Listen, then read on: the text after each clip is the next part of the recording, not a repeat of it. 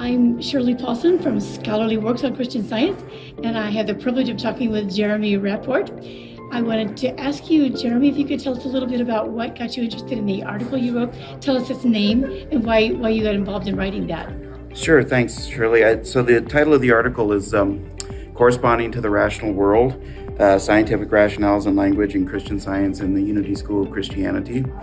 And it actually came out of some dissertation research I did way back in graduate school. And it actually started focused on the Unity School of Christianity. And I noticed that some of the documents I was reading had all kinds of sort of scientific metaphors and scientific language in them. And so I started looking around to see if that was a theme in metaphysical religions in general.